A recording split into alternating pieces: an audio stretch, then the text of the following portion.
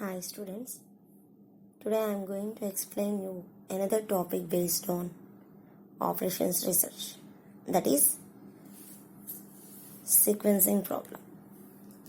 Under your sequencing problem, we are going to find the proper sequence for a particular job where we are going to get a maximum profit at minimum time.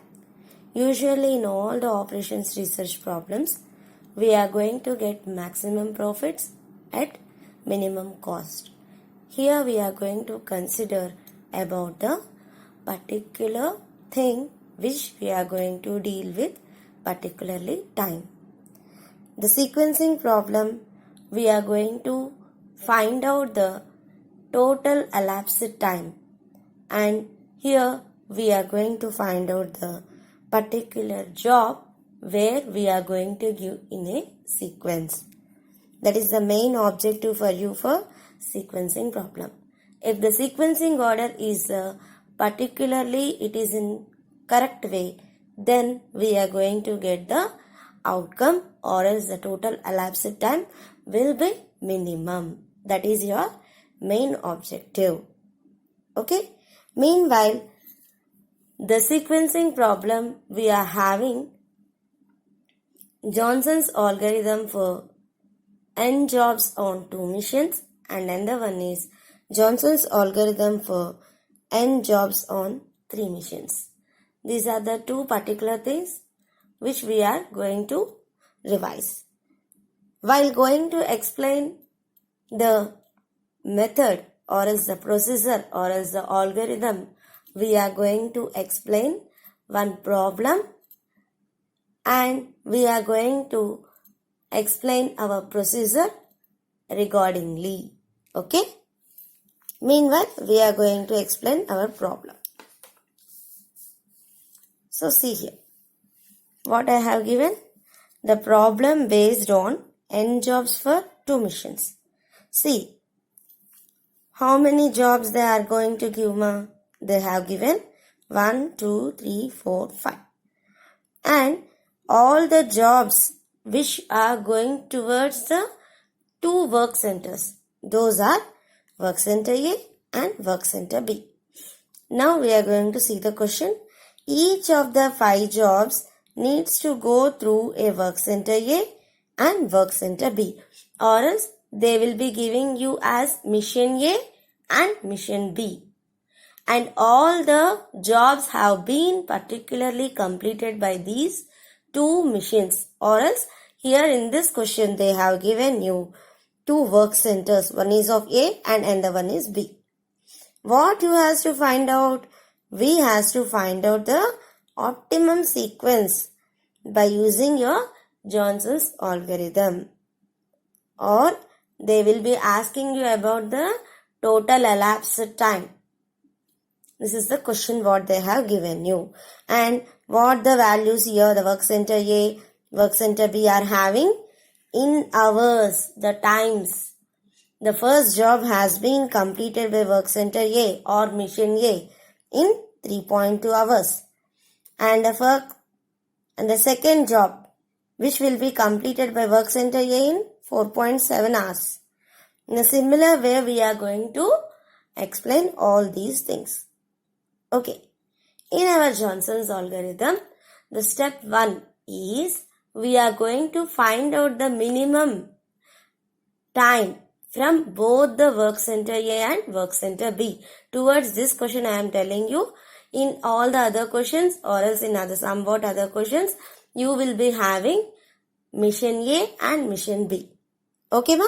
So, here, what is the least value of these both A and B? The least value is 1.5. So, we are going to tell that it is 1.5 hours which is in job 2 corresponding to work center B. So, here we are going towards the step 2. What is the step 2? While it is the minimum value which will be in work center A will be writing towards the left hand side of your sequence. That means we are going to take one box which will be having 5 jobs. Okay. Under this, we are going to give the minimum value towards left hand side if it is in work center A, and that minimum value which is having right hand side in work center B. See, so in the sequencing order, the preference for job B given last. See, preference for work center B has been given last. That means the 1.5 is in job 2, which is corresponding to work center B. That's why we are going to give at the right hand side, that is towards last of your sequencing order.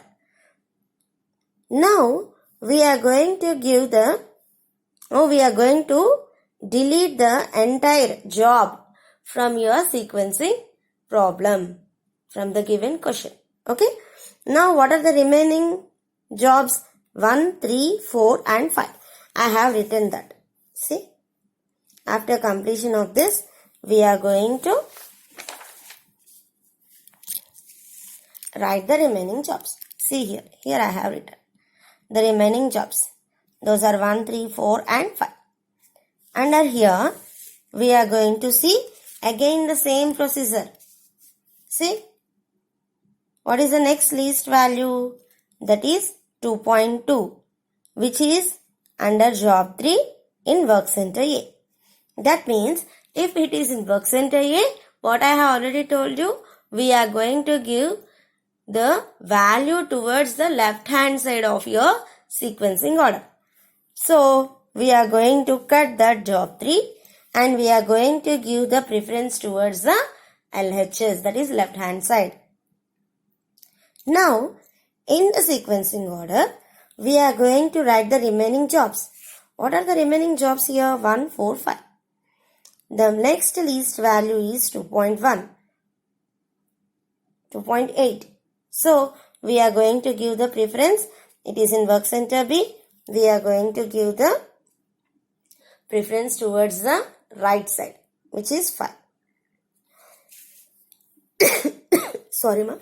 Now, what are the remaining jobs here? You are having only 1 and 4.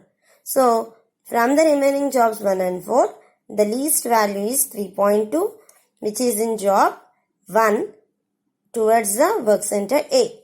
That means we are going to give the preference towards the LHS.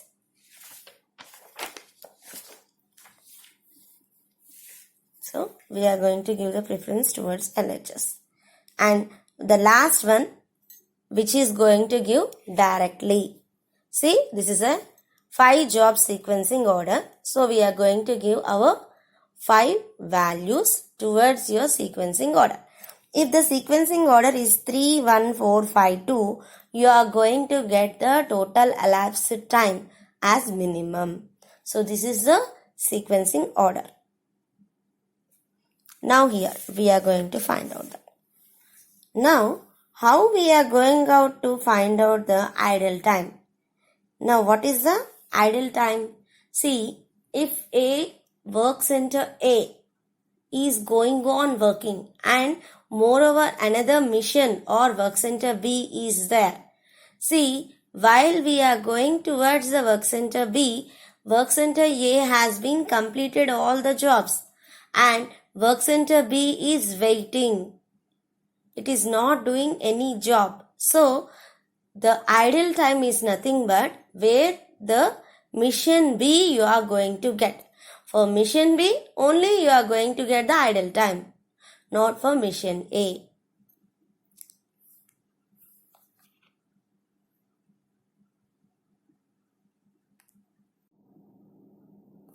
Now we are going to find out the idle time for missions B. Here we are going to write our sequencing order, that is 3, 1, 4, 5, 2. And for your work center A and for work center B, you will be having in and out times. In and out. And for we are going to find out the idle time for mission B. So, While finding out the idle time, we are going to construct this table, and for every job, what is the in time? We are going to start our process with 0 hours. So, how we are going to find out the out time? See, under job 3, what is the value you are having in your question? We are going to see that. See, under job 3, we are having for work center A. See, this is the work center A. That's why we are going to take 2.2. So, 0 plus 2.2, you are going to get 2.2. And this is the outing time for you for work center A. Then, it is the in time for your next job. So, 2.2 will be writing directly here. Now, we are going to add 2.2 plus work center A corresponding to job 1. Work center A corresponding to job 1. How much it is? 3.2.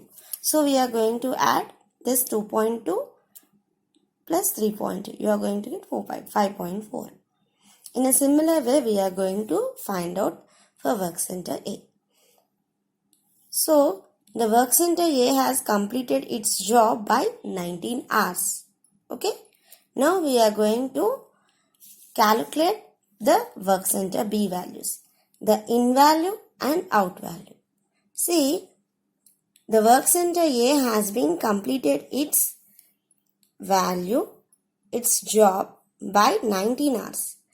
And we are going to see that the work job 3 has been completed at what hours? 2.2 hours. So this 2.2 will come here directly towards your work center B.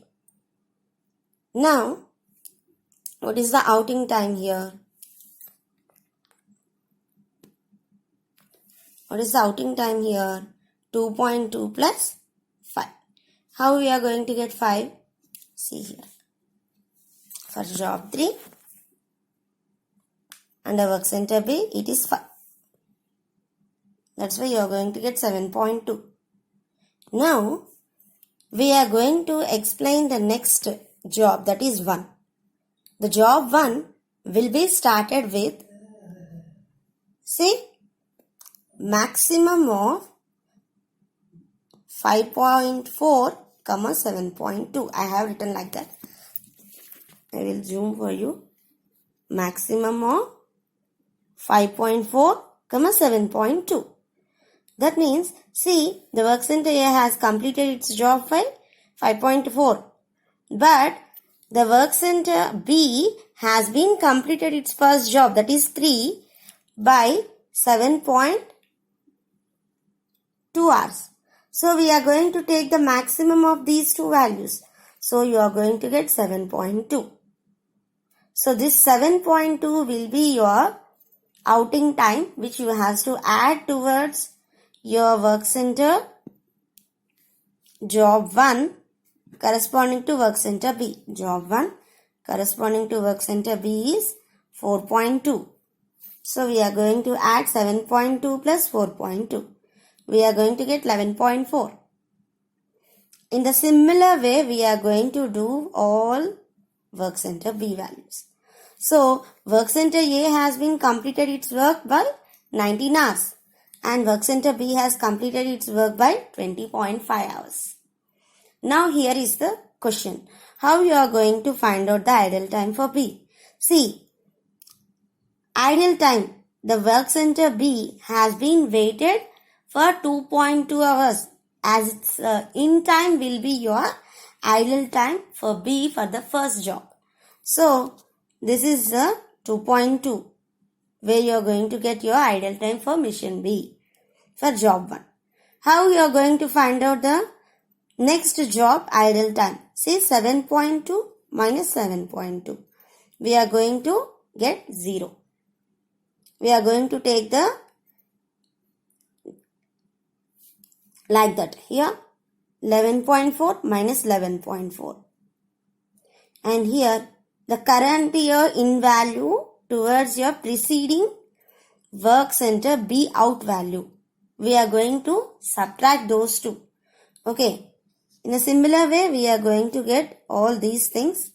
So, Idle time for B is 0.8 plus 2.2. You are going to get 3 hours. So this is your idle time for B. The total elapsed time is nothing but 20.5 hours, which is completed by work center B.